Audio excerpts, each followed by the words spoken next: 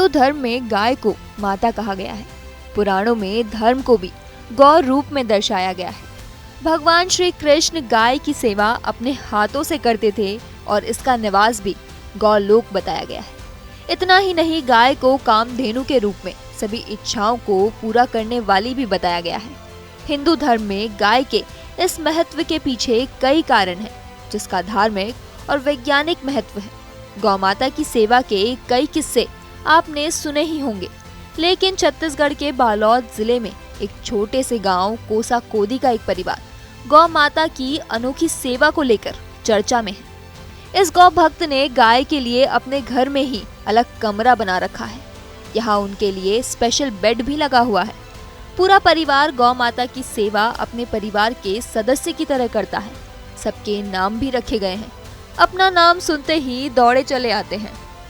दरअसल बालोद जिले के गुरूर ब्लॉक मुख्यालय से करीब 12 किलोमीटर दूर गांव कोसा कोदी के रहने वाले पत्रू राम साहू और उनकी पत्नी ललिता साहू गौ माता के भक्त हैं।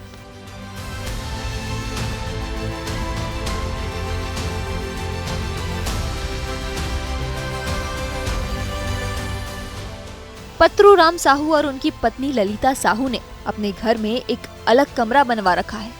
यहाँ पर सुबह से लेकर शाम तक गौ माता की सेवा बच्चों की तरह की जा रही है। कमरे में गौ माता के लिए बिस्तर और कपड़े की भी व्यवस्था की गई है।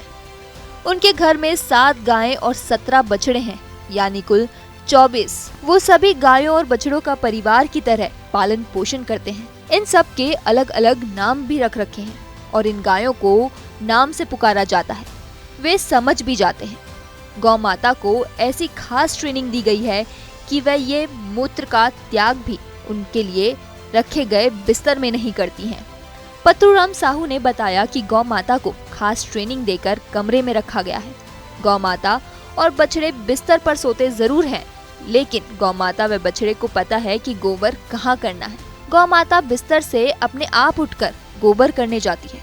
पत्रूराम साहू ने बताया, गाय की ट्रेनिंग देने में काफी समय लगा। शुरू में वह कमरे में ही गोबर कर देती थी, लेकिन लगातार ट्रेनिंग के बाद अब गौ माता सब समझ चुकी है। अब गौ माता को परिवार की तरह घर के कमरे में रखते हैं।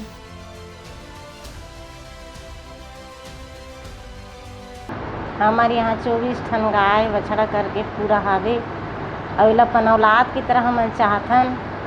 और सुबह हमन सो उठबो तिकर गोबर कचरा करबो, फिर कर लिए दाना चुनी मोथन।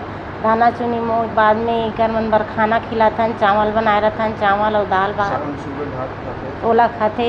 ओकर बाद में फिर अपन औलाद असन चाहथन और इकर मन बर पूरा बिस्तर लगा हमन सोतन, खुद साथ में सोतन। हमन हमारे यहाँ 24 ठन गैया है, वे छोटे बड़े करके सुबह पूरा साफ सफाई करथन, गोबर कचरा।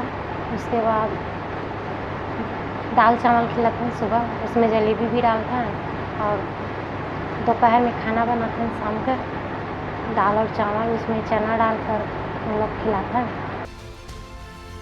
पत्रूराम साहू बताते हैं कि 5 जनवरी 2013 को उनके बड़े बेटे रुपेंद्र कुमार की एक रोड एक्सीडेंट में मृत्यु हो गई थी, जिसके बाद से उनकी पत्नी ललिता साहू बीमार रहने लगी। इस दौरान पत्नी को सुबह शाम एक कप दूध की जरूरत थी, तो वे एक गाय ले आए और उसका जतन करने लगे। कुछ दिन बाद उनकी पत्नी स्वस्थ हो गई, तो ऐसे धीरे धीरे कर दोनों पति पत्नी गौ माता की सेवा में जुट गए। पत्रूराम का बेटा एवंत कुमार साहू और बहू वोमेश्वर साहू की गौ माता की देखभाल करते हैं, यानी कि पूरा परिवार गौ माता की सेवा करता है। पत्रूराम साहू आगे बताते हैं कि वह दूध दही की बिक्री नहीं करते। जब गांव में कोई आयोजन होता है या किसी को जरूरत होती है तो दूध दही ऐसे ही दे देते हैं। उनके पास 80 डेसिमल जमीन है, जिसमें वह खेती बाड़ी करते हैं।